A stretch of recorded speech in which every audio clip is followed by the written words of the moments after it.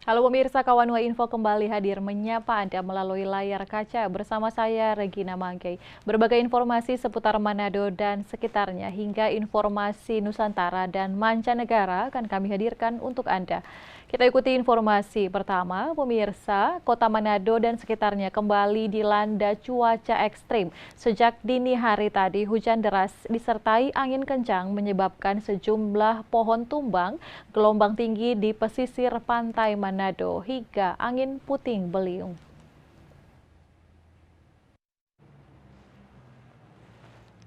Ya, ini dia pemirsa, memang untuk cuaca ekstrim yang terjadi di wilayah Manado sudah dikeluarkan peringatan dini oleh BMKG semenjak beberapa hari yang lalu ya. Bisa kita lihat di layar kaca bahwa sejumlah pohon tumbang di beberapa wilayah di kota Manado, pemirsa.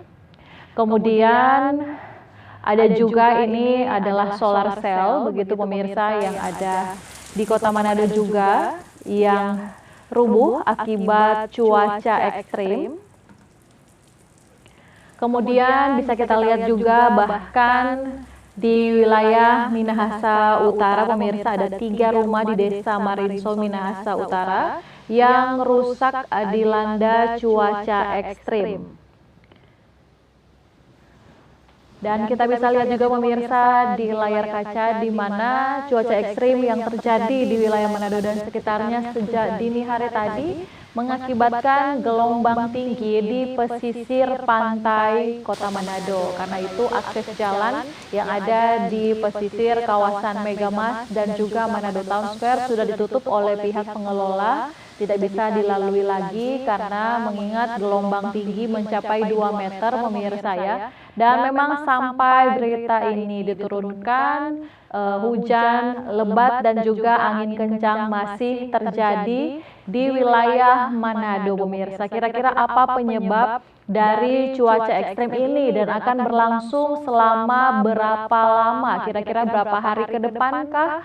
Selengkapnya kita akan mendengarkan penjelasan dari Badan Meteorologi, Klimatologi, Fisika berikut ini. Ya, terima kasih atas kesempatan kami dari BMKG untuk mendiseminasikan informasi terkait perkembangan cuaca di wilayah Sulawesi Utara. Jadi memang dapat kami sampaikan bahwa sejak hari Minggu kemarin bahkan beberapa hari yang lalu kami dari BMKG mengeluarkan informasi terkait perakiraan cuaca dalam 1 minggu ini tertanggal 3 hingga 19 hari nanti, yang mana memang kami perkirakan untuk hari ini Selasa 14 Februari 2023 beberapa wilayah di wilayah Sulawesi Utara berpotensi hujan sedang hingga lebat, yaitu di wilayah Manado, kemudian juga Minahasa Utara, Minahasa Selatan, Bolmong Utara, Kabupaten Kepulauan Talaut, dan juga beberapa wilayah lainnya. Kami memang perakirakan bahwa potensi-potensi yang terjadi di wilayah Sulawesi Utara sendiri diakibatkan karena dinamika atmosfer yang mempengaruhi pertumbuhan cuaca atau potensi cuaca ekstrim yang terjadi di wilayah Sulawesi Utara. Kami pantau memang dinamika atmosfer seperti MJO yang secara sederhana dapat mempengaruhi pertumbuhan awan di wilayah Indonesia, khususnya juga di wilayah Sulawesi Utara, itu memang terjadi di wilayah Indonesia. Kemudian juga pantauan gelombang atmosfer yang mempengaruhi wilayah Sulawesi Utara, terpantau ada gelombang atmosfer tipe Rossby di wilayah Sulawesi Utara. Kemudian pertanggal hari ini tanggal 14 Februari jam 00.00 UTC atau jam 8 pagi berdasarkan data analisis streamline atau data analisis angin di lapisan 3000 feet itu menandakan adanya belokan angin maupun konvergensi di sebagian besar wilayah Sulawesi Utara. Pengaruhnya ini karena adanya pertumbuhan atau low pressure area yang terjadi di utara wilayah provinsi Papua. Nah, pertumbuhan low pressure area ini yang mempengaruhi pola angin di wilayah Sulawesi Utara juga. Secara sederhananya Mbak maupun masyarakat dapat kami imbau bahwa pergerakan pola angin ini secara sederhana bisa menyebabkan pertumbuhan awan konvektif di wilayah-wilayah yang mengalami perlambatan maupun wilayah-wilayah pertemuannya. Nah, wilayah-wilayah yang mengalami perlambatan dominan terjadi di Kabupaten Kepulauan, Talaut, Sitaro, Sangihe, maupun ada perlambatan massa udara di wilayah Manado, kemudian Minahasa Utara, Minahasa Selatan, dan sekitarnya seperti itu. Kemudian dalam potensi-potensi juga pertumbuhan awan CB ini akibat dari labilitas atmosfer lokal di wilayah Manado, kemudian spasialnya ke wilayah Minahasa Utara, ada wilayah Minahasa dan Minahasa Selatan hingga ke Bitung, yang memang terpantau di wilayah-wilayah tersebut pada hari ini dominan terjadi awan konvektif, yaitu awan cumulonimbus. Sehingga cuaca yang terjadi dari pagi hingga sore hari ini memang cuaca dengan kategori hujan hingga lebat. Bahkan juga potensi angin kencangnya juga ada di sore hari nanti maupun yang terjadi tadi ya. Kita bisa lihat sendiri ada beberapa kejadian terjadi angin kencang di wilayah Kota Manado sendiri maupun di wilayah Minahasa Utara.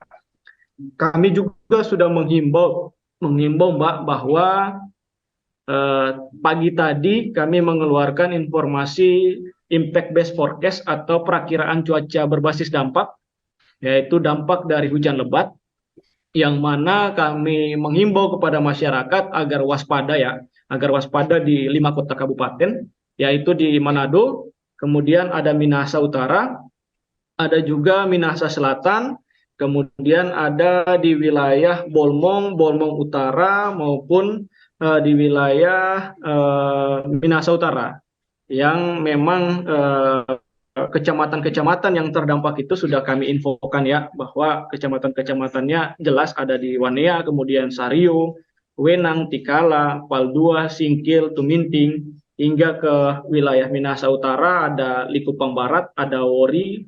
Kemudian juga kami pantau memang per siang hari ini, menurut laporan dari BPBD setempat di Kabupaten Minahasa Utara, ada beberapa kejadian pohon tumbang, kemudian juga ada kejadian rumah rusak akibat terjangan dari angin kencang.